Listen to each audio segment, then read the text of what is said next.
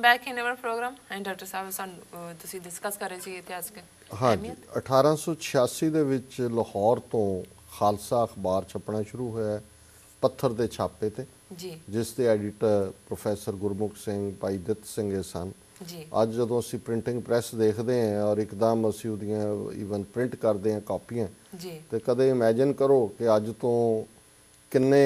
ਵਰੇ ਪਹਿਲਾਂ 1886 ਦਾ ਮਤਲਬ 100 ਤੋਂ ਜ਼ਿਆਦਾ ਸਾਲ 125 ਸਾਲ ਪਹਿਲਾਂ ਜਦੋਂ ਕੋਈ ਚੀਜ਼ ਛਪਦੀ ਸੀ ਉਹ ਪੱਥਰ ਦੇ ਛਾਪੇ ਸੀ ਜੀ ਤੇ ਇਹ ਪਹਿਲਾ ਅਖਬਾਰ ਖਾਲਸਾ ਅਖਬਾਰ ਲਾਹੌਰ ਤੋਂ ਛਪਣਾ ਸ਼ੁਰੂ ਹੋਇਆ ਜਿਹਨੇ ਸਿੱਖੀ ਪ੍ਰਚਾਰ ਦੇ ਵਿੱਚ ਬਹੁਤ ਵੱਡਾ ਯੋਗਦਾਨ ਪਾਇਆ ਅਜੇ ਅੱਜ ਵੀ ਅਸੀਂ ਜ਼ਾਤ ਪਾਤ ਦੇ ਕੋੜ ਚੋਂ ਨਿਕਲੇ ਨਹੀਂ ਹੈ ਜੀ 20ਵੀਂ ਸਦੀ 'ਚ 1920 'ਚ ਗੁਰਦੁਆਰਾ ਸੁਧਾਰ ਲਹਿਰ ਤੋਂ ਬਾਅਦ ਵੀ ਕਾਫੀ ਪ੍ਰਭਾਵ ਅਜੇ ਪਿੰਡਾਂ ਦੇ ਵਿੱਚ ਜ਼ਾਤ ਪਾਤੀ ਸਿਸਟਮ ਦਾ ਸੀ ਜੀ 1939 ਦੇ ਵਿੱਚ ਅਕਾਲ ਤਖਤ ਸਾਹਿਬ ਤੋਂ ਇੱਕ ਹੁਕਮਨਾਮਾ ਜਾਰੀ ਹੋਇਆ ਸੀ ਜਿਹਦੇ 'ਚ ਉਹਨਾਂ ਨੇ ਸਾਰੇ ਸਿੱਖਾਂ ਨੂੰ ਇਹ ਹੁਕਮ ਕੀਤਾ ਸੀ ਕਿ ਪਛੜੀਆਂ ਜਾਤਾਂ ਵਾਲਿਆਂ ਨਾਲ ਜਾਂ ਦੂਸਰਿਆਂ ਨੂੰ ਜਿਨ੍ਹਾਂ ਨੂੰ ਕੋਈ ਚੌਥੇ ਪੌੜ ਦੇ ਕਦੇ ਕਹਿ ਦਿੰਦੇ ਨੇ ਕਦੇ ਕੁਝ ਹੋਰ ਕਹਿ ਦਿੰਦੇ ਨੇ ਜੀ ਕਿ ਇਹਨਾਂ ਨਾਲ ਕੋਈ ਵਿਤਕਰਾ ਨਾ ਕਰੋ ਇਹਨਾਂ ਨੂੰ ਗੁਰ ਭਾਈ ਸਮਝੋ ਇਹੀ ਸਿੱਖੀ ਦਾ ਆਸ਼ ਹੈ 1940 ਦੇ ਵਿੱਚ ਸ਼ਹੀਦ ਊਧਮ ਸਿੰਘ ਜਿਨ੍ਹਾਂ ਦਾ ਅਸੀਂ ਜ਼ਿਕਰ ਕੀਤਾ ਹੈ ਕਿ ਜਿਨ੍ਹਾਂ ਨੇ 21 ਸਾਲ ਬਾਅਦ 1919 'ਚ ਜਲਿਆਂਵਾਲੇ ਬਾਗ ਦਾ ਕਾਰਾ ਹੋਇਆ ਤੇ 1940 'ਚ ਉਹਨਾਂ ਨੇ ਜਾ ਕੇ ਸੋਧਿਆ ਉਹਨੂੰ ਮਾਈਕਲ ਐਡਵਾਇਰ ਨੂੰ ਜੀ ਜੀ ਸੋ ਉਹਨਾਂ ਨੂੰ ਮੌਤ ਦੀ ਸਜ਼ਾ ਜਿਹੜੀ ਹੈ 1940 ਦੇ ਵਿੱਚ ਅਦਾਲਤ ਨੇ ਸੁਣਾਈ ਵਰਲਡ ਹਿਸਟਰੀ ਦੇ ਹਵਾਲੇ ਨਾਲ ਰੋਡ ਆਈਲੈਂਡ ਇਹ ਪਹਿਲੀ ਕਾਲੋਨੀ ਸੀ ਅਮਰੀਕਾ ਦੀ ਬਣਿਆ ਜਿਹਨੇ ਜਿਹੜਾ ਬਾਹਰੋਂ ਸਲੇਵ ਲਿਆਉਣ ਦੇ ਉੱਤੇ ਨਹੀਂ ਤਾਂ ਗੁਲਾਮਾਂ ਦੀ ਟ੍ਰੇਡ ਹੁੰਦੀ ਸੀ ਸ਼ਿਪਸ ਦੇ ਵਿੱਚ ਆਉਂਦੇ ਸੀ ਵੱਡੇ ਵੱਡੇ ਜਹਾਜ਼ਾਂ 'ਚ ਨਿਲਾਮੀ ਹੁੰਦੀ ਸੀ ਵਿਕਦੇ ਸੀ ਕਾਲੇ ਲੋਕ ਵਿਚਾਰੇ ਸੋ 1774 'ਚ ਰੋਡ ਆਈਲੈਂਡ ਪਹਿਲੀ ਕਾਲੋਨੀ ਸੀ ਅਮਰੀਕਾ ਦੀ ਜਿਹਨੇ ਇੰਪੋਰਟ ਆਫ ਸਲੇਵਸ ਦੇ ਉੱਤੇ ਪਾਬੰਦੀ ਲਾਈ ਜੀ 1900 ਦੇ ਵਿੱਚ ਚਾਈਨਾ ਦੇ ਵਿੱਚ ਇੱਕ ਬੜਾ ਵੱਡਾ ਰੈਵੋਲੂਸ਼ਨ ਹੋਇਆ ਬਾਕਸਰ ਰੈਵੋਲੂਸ਼ਨ ਕਹਿੰਦੇ ਨੇ ਜਿਹਦੇ 'ਚ ਉਹਨਾਂ ਨੇ ਜਿੰਨੀਆਂ ਫੋਰਨ ਐਮਬੈਸੀਜ਼ ਮਿਸ਼ਨ ਸੀ ਔਰ ਖਾਸ ਤੌਰ ਤੇ ਕ੍ਰਿਸਚਨ ਇਹਨਾਂ ਨੂੰ ਉਹਨਾਂ ਨੇ ਟਾਰਗੇਟ ਕੀਤਾ ਪਰ ਬਦਕਿਸਮਤੀ ਦਾ ਪਾਰਟ ਇਹ ਹੈ ਵੀ ਜਦੋਂ ਅਸੀਂ ਦੇਖਦੇ ਹਾਂ ਜੀ ਅੱਜ ਵੀ ਅਸੀਂ ਜਦੋਂ ਚਾਈਨਾ ਤੋਂ ਮਦਦ ਦੀ ਆਸ ਕਰਦੇ ਹਾਂ ਸਾਡਾ ਜਿਹੜਾ ਪਾਸਟ ਗੋਰਿਆਂ ਦੇ ਨਾਲ ਮਿਲ ਕੇ ਜੋ ਅਸੀਂ ਚਾਈਨੀਜ਼ ਦੇ ਉੱਤੇ ਜ਼ੁਲਮ ਕੀਤੇ ਹੋਏ ਨੇ ਉਹਨਾਂ ਦਾ ਇੱਕ ਹਿੱਸਾ ਹੈ ਕਿ 1900 ਦੇ ਵਿੱਚ ਜਿਹੜਾ ਬਾਕਸਰ ਰੈਵੋਲੂਸ਼ਨ ਸੀ ਚਾਈਨਾ ਦਾ ਉਹਦੇ 'ਚ ਜਿਨ੍ਹਾਂ ਨੇ ਫਿਰ ਉਸ ਘੇਰੇ ਨੂੰ ਆ ਕੇ ਤੋੜਿਆ ਉਹ ਸਿੱਖ ਸੀ ਘੋੜ ਚੜ੍ਹੇ ਔਰ ਅੱਜ ਵੀ ਉਸ ਪੀਰੀਅਡ ਦੀਆਂ ਫਿਲਮਾਂ ਜਾਂ ਦੂਜਾ ਦਿਖਾਇਆ ਜਾਂਦਾ ਕਿਵੇਂ ਸਿੱਖਾਂ ਨੇ ਆ ਕੇ ਉਹਨਾਂ ਚਾਈਨੀਜ਼ ਤੋਂ ਜਿਹੜਾ ਕਿ ਘੇਰਾ ਪਾਇਆ ਸੀ ਉਹਨਾਂ ਨੇ ਤੋੜਿਆ ਸੋ ਇਸ ਕਿਸਮ ਦਾ ਜਦੋਂ ਤੁਸੀਂ ਕਿਸੇ ਦੇ ਤਨਖਾਹਦਾਰ ਹੁੰਦੇ ਹੋ ਇਹੋ ਜਿਹਾ ਕੁਝ ਕਰਦੇ ਹੋ ਜੋ ਅਸੀਂ ਬਾਕਸਰ ਰੈਵੋਲੂਸ਼ਨ ਨੂੰ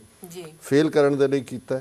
1917 ਦੇ ਵਿੱਚ ਜਰਮਨ ਨੇ ਲੰਡਨ ਦੇ ਉੱਤੇ ਬੜੀ ਜ਼ਬਰਦਸਤ ਬੰਬਾਰੀ ਕੀਤੀ ਹੈ ਫਸਟ ਵਰਲਡ ਵਾਰ ਦੀ ਗੱਲ ਹੈ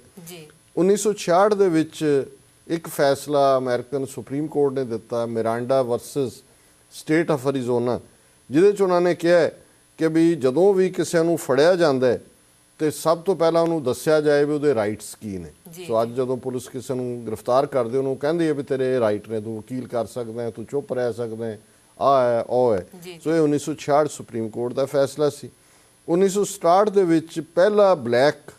ਜੱਜ ਕਾਲਾ ਜੱਜ ਸੁਪਰੀਮ ਕੋਰਟ ਦਾ ਉਹਦਾ ਨਾਮ ਮਿਸਟਰ ਥਰਗੁੱਡ ਮਾਰਸ਼ਲ ਸੀ ਉਹਨੂੰ ਨੋਮੀਨੇਟ ਕੀਤਾ ਗਿਆ 1980 ਦੇ ਵਿੱਚ ਯੂਨਾਈਟਿਡ ਨੇਸ਼ਨ ਸਿਕਿਉਰਿਟੀ ਕੌਂਸਲ ਨੇ ਸਾਊਥ ਅਫਰੀਕਾ ਨੂੰ ਕਿਹਾ ਕਿ ਉਹ ਨੈਲਸਨ ਮੰਡੇਲਾ ਨੂੰ ਛੱਡੇ ਉਹ 27 ਸਾਲ ਉਹਨਾਂ ਦੀ ਕੈਦ ਸੀ ਕਾਲਿਆਂ ਦਾ ਲੀਡਰ ਜਿਹਨੇ ਆਪਣੀ ਆਜ਼ਾਦੀ ਦੀ ਸ਼ਮਾ ਨੂੰ ਜਲਦੇ ਰੱਖਿਆ ਔਰ ਫਾਈਨਲੀ ਸਾਊਥ ਅਫਰੀਕਾ ਨੇ ਛੱਡਿਆ ਔਰ ਅੱਜ ਦਾ ਦਿਨ ਸੀ ਕਿ 1990 ਦੇ ਵਿੱਚ ਨੈਲਸਨ ਮੰਡੇਲਾ ਤੇ ਉਸ ਦੀ ਘਰਵਾਲੀ ਵਿਨੀ ਮੰਡੇਲਾ ਨਿਊਯਾਰਕ ਸ਼ਹਿਰ ਦੇ ਵਿੱਚ ਆਏ ਸੋ ਅੱਜ ਅਸੀਂ ਨਿਊਯਾਰਕ 'ਚ ਬੈਠੇ ਹਾਂ ਸੋ ਆਲਮੋਸਟ 23 ਸਾਲ ਪਹਿਲਾਂ ਇਹ ਸ਼ਹਿਰ ਜਿਹੜਾ ਹੈ ਉਹ ਉਸ ਮਹਾਨ ਯੋਧੇ ਨੈਲਸਨ ਮੰਡੇਲਾ ਜਿਹੜਾ ਅੱਜ ਕੱਲ੍ਹ ਬੜੀ ਬਿਮਾਰੀ ਦੀ ਹਾਲਤ 'ਚ ਹੈ ਹਸਪੀਟਲ 'ਚ ਹੈ ਲੇਕਿਨ ਅਸੀਂ ਪ੍ਰੇ ਕਰਦੇ ਹਾਂ ਅਰਦਾਸ ਕਰਦੇ ਹਾਂ ਕਿ ਮਹਾਰਾਜ ਉਹਨਾਂ ਨੂੰ ਤੰਦਰੁਸਤੀ ਦੇ ਉਹ ਸਾਡਾ ਰੋਲ ਮਾਡਲ ਹੈ 27 ਸਾਲ 'ਚ ਉਹਦਾ ਫੇਥ ਨਹੀਂ ਟੁੱਟਾ ਆਪਣੇ ਲੋਕਾਂ ਨੂੰ ਉਹਨੇ ਆਜ਼ਾਦੀ ਲੈ ਕੇ ਦਿੱਤੀ ਫਿਰ ਪ੍ਰੈਜ਼ੀਡੈਂਟ ਬਣਿਆ ਤੇ ਨਫ਼ਰਤ ਨਹੀਂ ਦਿਖਾਈ ਕਿ ਗੋਰਿਆਂ ਨੇ ਸਾਡੇ ਨਾਲ ਕੀ ਸਲੂਕ ਕੀਤਾ ਸੋ ਇਹ ਲੌਂਗ ਵਾਕ ਟੂ ਫਰੀडम ਨੈਲਸਨ ਮੰਡੇਲਾ ਦੇ ਉੱਤੇ ਕਿਤਾਬ ਵੀ ਹੈ ਜਿਹੜੀ ਕਿ ਮੇਰੀਆਂ ਫੇਵਰੇਟ ਕਿਤਾਬਾਂ 'ਚੋਂ ਹੈ ਕਿ ਜਿਹੜੀ ਵਿਲ ਹੈ ਔਰ ਜਿਹੜੀ ਡਿਟਰਮੀਨੇਸ਼ਨ ਹੈ ਔਰ ਕੰਟੀਨਿਊਟੀ ਹੈ ਉਹ ਕਿਹਨੂੰ ਕਹਿੰਦੇ ਨੇ ਜੀ ਡਾਕਟਰ ਸਾਹਿਬ ਤੁਹਾਡਾ ਬਹੁਤ ਬਹੁਤ ਧੰਨਵਾਦ ਤੁਸੀਂ ਸਾਡੇ ਦਰਸ਼ਕਾਂ ਨੂੰ ਅੱਜ ਦੇ ਦਿਨ ਦੀ ਇਤਿਹਾਸਕ ਅਹਿਮੀਅਤ ਦੱਸੀ ਤੇ ਸਾਡਾ ਪਹਿਲਾ ਸਵਾਲ ਹੈ ਨਕਸਲੀਆਂ ਵੱਲੋਂ ਪਟਨਾ ਜਾ ਰਹੀ ਰੇਲ ਗੱਡੀ ਤੇ ਹਮਲਾ ਤਿੰਨਾਂ ਵਿਅਕਤੀਆਂ ਦੀ ਮੌਤ ਇਸ ਬਾਰੇ ਤੁਹਾਡੇ ਕੀ ਵਿਊਜ਼ ਹਨ ਇਹ ਭਾਰਤੀ ਸਟੇਟ ਦਾ ਹਾਲ ਹੈ ਜਿਹਦੇ ਜਿਹੜੇ ਦੁਮ ਛੱਲੇ ਨੇ ਉਹ ਬੜਾ ਡੀਂਗਾ ਮਾਰਦੇ ਨੇ 2025 'ਚ ਅਸੀਂ ਚੀਨ ਨੂੰ ਕੁੱਟ ਦਿਆਂਗੇ 2050 'ਚ ਅਮਰੀਕਾ ਨੂੰ ਕੁੱਟ ਦਿਆਂਗੇ ਅਸੀਂ ਸੁਪਰ ਪਾਵਰ ਬਣ ਗਏ ਔਰ ਜਿਹੜੀ ਖਬਰ ਹੈ ਕਿ ਧੰਨਬਾਦ ਪਟਨਾ ਟ੍ਰੇਨ ਦੇ ਉੱਤੇ 150 ਹਥਿਆਰਬੰਦ ਨਕਸਲੀਆਂ ਨੇ ਹਮਲਾ ਕੀਤਾ ਹੈ। ਜੀ 3 ਬੰਦੇ ਮਾਰੇ ਗਏ, ਜਿਨ੍ਹਾਂ 'ਚ ਰੇਲਵੇ ਪੁਲਿਸ ਦਾ ਵੀ ਸ਼ਾਮਲ ਹੈ, ਜਿਹੜਾ ਉਹਨਾਂ ਦਾ ਸ਼ੋਲਜਰ ਹੈ ਜਾਂ ਸਪਾਈ ਹੈ ਜੀ, ਔਰ ਉਹ ਹਥਿਆਰ ਵੀ ਲੈ ਗਏ ਔਰ ਉਹਨਾਂ ਨੇ ਯਾਤਰੂਆਂ ਨੂੰ ਕੋਈ ਨੁਕਸਾਨ ਨਹੀਂ ਪਹੁੰਚਾਇਆ। ਉਹਨਾਂ ਨੇ ਗੱਡੀ ਨੂੰ ਰੋਕਿਆ, 150 ਬੰਦਿਆਂ ਨੇ ਮਰਜ਼ੀ ਦੇ ਨਾਲ ਉਹਨਾਂ ਨੇ ਗੱਡੀ ਨੂੰ ਜਾਣ ਦਿੱਤਾ। ਸੋ ਉਹਨਾਂ ਨੇ ਇੰਡੀਅਨ ਸਟੇਟ ਨੂੰ ਇਹ ਦੱਸ ਦਿੱਤਾ ਹੈ ਪਹਿਲੇ ਅਟੈਕ ਦੇ ਨਾਲ ਵੀ, ਔਰ ਪਹਿਲਾ ਅਟੈਕ ਜਿਹੜਾ ਹੋਇਆ ਉਹਦੇ ਕੁਝ ਦਿਨਾਂ ਦੇ ਵਿੱਚ ਹੀ ਇਹ ਦੂਸਰਾ ਅਟੈਕ ਕਰ ਦਿੱਤਾ ਉਹਨਾਂ ਨੇ। ਜੀ ਉਹਨਾਂ ਨੇ ਦੱਸ ਦਿੱਤਾ ਹੈ ਕਿ ਵੀ ਹੁਣ ਜਿਹੜੀ ਇਹ ਲੋਕਾਂ ਦੀ ਆਵਾਜ਼ ਹੈ, ਹਥਿਆਰਬੰਦ ਸੰਘਰਸ਼ ਦੀ ਲਾਈਨ ਹੈ, ਉਹ ਤੁਹਾਡੀ ਸਟੇਟ ਨੂੰ ਜਿਹੜੀ ਹੈ ਉਹ ਚੱਲਣ ਨਹੀਂ ਦੇਗੀ। ਔਰ ਪਿਛਲੇ ਦਿਨਾਂ 'ਚ Sikh scholar Gurtej Singh TV 84 news 'ਚ ਆਏ ਸੀ, ਕਿਉਂਕਿ ਉਹਨਾਂ ਨੇ ਇੱਕ ਬੜਾ ਡੀਟੇਲ ਆਰਟੀਕਲ ਬਸਤਰ ਦੇ ਉੱਤੇ ਲਿਖਿਆ, ਕਿਉਂਕਿ ਜਿੱਥੇ ਉਹਦੀ ਅਟੈਕ ਹੋਇਆ ਛੱਤੀਸਗੜ੍ਹ ਦੇ ਵਿੱਚ। ਸੋ ਬੜੀ ਦਿਲਚਸਪ ਜਾਣਕਾਰੀ ਸੀ ਕਿ ਕਿਵੇਂ ਉੱਥੇ ਵੀ 1960 ਤੱਕ ਜਿਹੜਾ ਉਹਨਾਂ ਦਾ ਉਹ ਇੰਡੀਪੈਂਡੈਂਟ ਜੇ ਲੋਕ ਨੇ, ਕਿਵੇਂ ਉਹਨਾਂ ਦੇ ਬਾਦਸ਼ਾਹ ਨੂੰ ਉਹਦੇ ਮਹਿਲ ਦੀਆਂ ਪੌੜੀਆਂ ਦੇ ਵਿੱਚ ਮਾਰਿਆ, ਕਿਉਂਕਿ ਉਹ ਸਿੱਖਾਂ, ਕਸ਼ਮੀਰੀਆਂ, ਨਾਗਿਆਂ ਵਾਂਗ ਆਪਣੇ ਲੋਕਾਂ ਦੇ ਹੱਕਾਂ ਦੀ ਗੱਲ ਕਰਦਾ ਸੀ। ਸੋ ਉਸ ਤੋਂ ਬਾਅਦ ਇਹਨਾਂ ਨੇ ਬਥੇਰਾ ਜ਼ੋਰ ਲਾ ਕੇ ਦੇਖ ਲਿਆ, ਹੁਣ ਉਹ ਬਸਤਰ ਦੇ ਲੋਕ ਵੀ ਖੜੇ ਨੇ, ਟਰਾਈਬਲ ਜਿਹੜੇ ਨੇ, ਔਰ ਇਹ ਨਕਸਲਾਈਟ ਸਾਰੇ ਪਾਸੇ ਫੈਲੇ ਹੋਏ ਨੇ, ਕਿਉਂਕਿ ਲੋਕਾਂ ਦੇ ਮੁੱਢਲੇ ਹੱਕ ਜਦੋਂ ਖੋਵੋਗੇ ਤਾਂ ਫਿਰ ਉਹ ਹਥਿਆਰਬੰਦ ਸੰਘਰਸ਼ ਦੇ ਰਸਤੇ ਤੇ ਨਿਕਲਣਗੇ। ਸੋ ਉਹਨਾਂ ਨੇ ਇਹ ਦੱਸ ਦਿੱਤਾ ਹੈ ਕਿ ਵੀ ਹਿੰਦੁਸਤਾਨ 'ਚ ਈਵਨ ਜੇ ਪਟਨੇ ਧੰਨਬਾਦ ਜਾ ਰਹੀ ਟ੍ਰੇਨ ਨੂੰ ਉਹ ਰੋਕ ਸਕਦੇ ਨੇ, ਮਰਜ਼ੀ ਨਾਲ ਉਹਨਾਂ 'ਚੋਂ ਹਥਿਆਰ ਖੋਹ ਕੇ ਲਿਜਾ ਸਕਦੇ ਨੇ, ਤੇ ਫਿਰ ਉਹਨਾਂ ਨੂੰ ਕੋਈ ਦਿੱਲੀ ਆਉਣ ਤੋਂ ਕੋਈ ਬਹੁਤੀ ਦੇਰ ਰੋਕ ਨਹੀਂ ਸਕਦਾ। ਜੀ ਸਾਡਾ ਅਗਲਾ ਸਵਾਲ ਹੈ, ਕਾਂਗਰਸ ਦੇ ਕੇਂਦਰੀ ਮੰਤਰੀ ਜੈਰਾਮ ਰਮੇਸ਼ ਨੇ ਕਿਹਾ ਹੈ ਕਿ ਨਰਿੰਦਰ ਮੋਦੀ ਭਸਮਾਸੁਰ ਹੈ ਜਿਹੜਾ ਕਿ ਆਪਣੇ ਗੁਰੂ ਅਡਵਾਨੀ ਨੂੰ ਹੀ ਖਾ ਗਿਆ। ਇਸ ਬਾਰੇ ਤੁਹਾਡੇ ਕੀ ਕਮੈਂਟਸ ਹਨ? ਬੜੀ ਦਿਲਚਸਪ ਗੱਲ ਹੈ। ਮੈਂ ਕਈ ਵਾਰੀ ਦੇਖਦਾ ਕਿ ਵੀ ਉਹ ਇਤਿਹਾਸ 'ਚ ਇਹ ਗੱਲ ਕਹਿੰਦੇ ਨੇ ਕਿ ਵੀ ਜੋ ਤੁਸੀਂ ਕਰਦੇ ਹੋ ਉਹੀ ਤੁਹਾਨੂੰ ਫਿਰ ਭਰਨਾ ਪੈਂਦਾ, ਜਾਂ ਜੋ ਤੁਸੀਂ ਦੂਸਰਿਆਂ ਦੇ ਲਈ ਕਹਿੰਦੇ ਹੋ ਉਹੀ ਅਲਟੀਮੇਟਲੀ ਤੁਹਾਨੂੰ ਸੁਣਨਾ ਪੈਂਦਾ ਜੀ। ਇਹਨੇ ਅਡਵਾਨੀ ਨੇ ਆਪਣੀ ਕਿਤਾਬ ਦੇ ਵਿੱਚ, ਜਿਹੜੀ ਇਹਦੀ ਕਾਈਂਡ ਆਫ ਆਟੋਬਾਇਓਗ੍ਰਾਫੀ ਹੈ ਜੀ, ਸੰਤ ਭਿੰਡਰਾਂਵਾਲਿਆਂ ਬਾਰੇ ਸ਼ਬਦ ਜਿਹੜਾ ਭਸਮਾਸੁਰ ਵਰਤਿਆ ਹੋਇਆ ਜੀ। ਹੁਣ ਭਸਮਾਸੁਰ ਕੌਣ ਹੈ? ਇੱਕ ਰਾਖਸ਼ ਸੀ, ਔਰ ਜਿਸ ਬਾਰੇ ਕਿਹਾ ਜਾਂਦਾ ਹੈ ਵੀ ਸ਼ਿਵ ਜੀ ਦੀ ਉਹਨੇ ਬੜੀ ਤਪੱਸਿਆ, ਇਹ ਹਿੰਦੂਆਂ ਦੀ ਮਾਈਥੋਲੋਜੀ ਹੈ, ਮਿਥਿਹਾਸ ਹੈ, ਕੋਈ ਇਤਿਹਾਸ ਨਹੀਂ ਹੈ ਜੀ ਜੀ, ਕਿ ਉਹਨੇ ਬੜੀ ਤਪੱਸਿਆ ਕੀਤੀ ਸ਼ਿਵ ਜੀ ਦੀ, ਤੇ ਸ਼ਿਵ ਜੀ ਬੜੇ ਖੁਸ਼ ਹੋਏ। ਉਹਨਾਂ ਨੇ ਕਿਹਾ ਕਿ ਮੰਗ ਕੁਛ। ਉਹਨੇ ਕਿਹਾ ਜੀ ਮੈਨੂੰ ਦਿਓ ਤਾਕਤ ਵੀ ਮੈਂ ਜਿਹਦੇ ਸਿਰ ਤੇ ਹੱਥ ਰੱਖਾਂ ਉਹ ਮਰ ਜਾਏ, ਗਾਇਬ ਹੋ ਜਾਏ, ਖਤਮ ਹੋ ਜਾਏ ਜੀ। ਉਹਨੇ ਕਿਹਾ ਜੀ ਠੀਕ ਹੈ। ਸ਼ਿਵ ਨੇ ਉਹਨੂੰ ਦੇ ਦਿੱਤਾ। ਇਹਨਾਂ ਦੀਆਂ ਕਹਾਣੀਆਂ ਬੜੀਆਂ ਇਦਾਂ ਦੀਆਂ ਦਿਲਚਸਪ ਹੁੰਦੀਆਂ ਜੀ ਜੀ। ਤੇ ਜਦੋਂ ਉਹ ਵਰ ਦਿੱਤਾ ਤਾਂ ਉਹਦੀ ਪਹਿਲੀ ਨਜ਼ਰ ਜਿਹੜੀ ਆ ਪਾਰਵਤੀ ਤੇ ਪਈ ਜੀ। ਤੇ ਉਹਨੇ ਕਿਹਾ ਵੀ ਪਹਿਲਾਂ ਤਾਂ ਆਪਣੇ ਇਹਦਾ ਸ਼ਿਵ ਦਾ ਕੰਮ ਕਰੋ ਹਾਂ।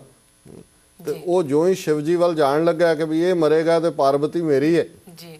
ਤੇ ਉਹਨੂੰ ਸ਼ਿਵ ਨੇ ਉਹਨੂੰ ਭਸਮ ਕਰਤਾ।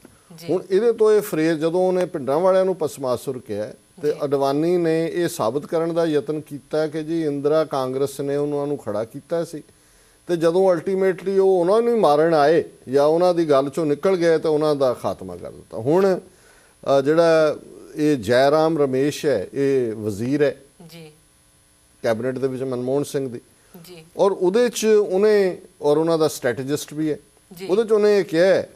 ਕਿ ਰਾਹੁਲ ਜਿਹੜਾ ਹੈ ਇਹ ਕ੍ਰੀਏਟ ਕਰਨਾ ਚਾਹੁੰਦਾ ਹੈ ਸਿਸਟਮ, ਨਰਿੰਦਰ ਮੋਦੀ ਕਹਿੰਦਾ ਜੀ ਮੈਂ ਆਪਣੇ ਆਪ ਸਿਸਟਮ ਹੈ ਜੀ। ਫਿਰ ਉਹਨੇ ਨਰਿੰਦਰ ਮੋਦੀ ਬਾਰੇ ਕਿਹਾ ਵੀ ਇਹ ਤਾਂ ਭਸਮਾਸੁਰ ਹੈ ਜੀ, ਇਹ ਪਹਿਲਾਂ ਤੁਗਾੜੀਆਂ ਨੂੰ ਖਾ ਗਿਆ, ਜਿਹਨੇ ਕੋ-ਕੰਸਪਾਇਰ ਕੀਤਾ 2002 'ਚ ਮੁਸਲਮਾਨਾਂ ਦਾ ਕਤਲੇਆਮ, ਤੇ ਇਹਦਾ ਗੁਰੂ ਸੀ ਅਡਵਾਨੀ, ਇਹਨੂੰ ਵੀ ਖਾ ਗਿਆ,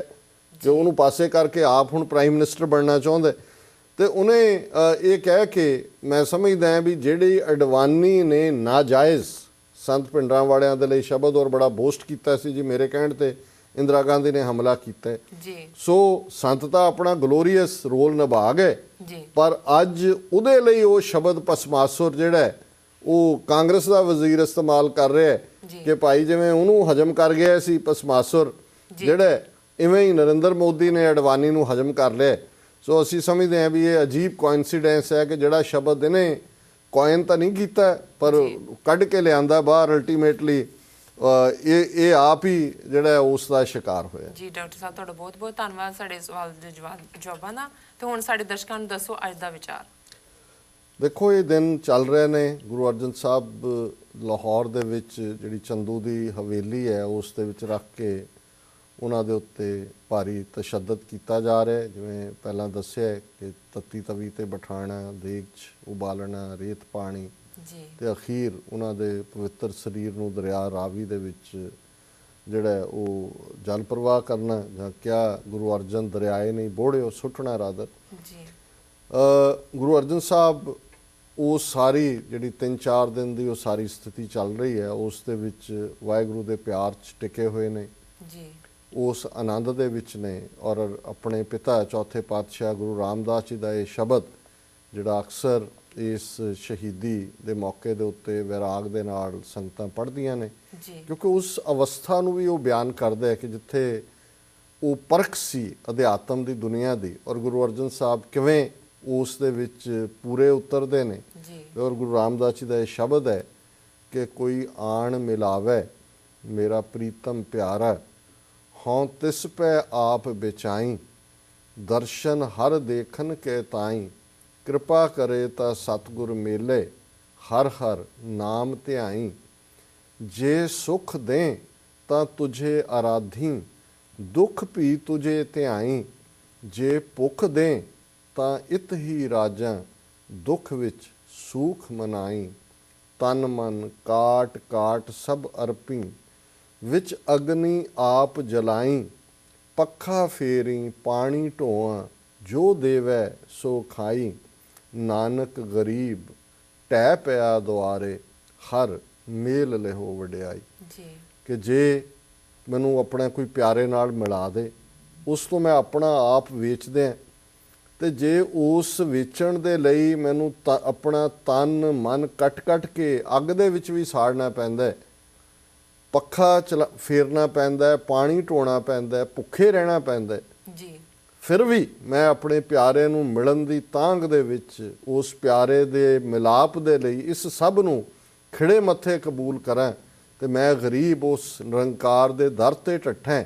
ਕਿ ਪ੍ਰਭੂ ਆਪਣੀ ਵਡਿਆਈ ਕਰਕੇ ਮੈਨੂੰ ਆਪਣੇ ਨਾਲ ਮਿਲਾ ਲੈ। ਸੋ ਮੈਂ ਸਮਝਦਾ ਹਾਂ ਵੀ ਗੁਰੂ ਅਰਜਨ ਸਾਹਿਬ ਨੇ ਆਪਣੀ ਸ਼ਹਾਦਤ ਦੇ ਨਾਲ, ਜਿੱਥੇ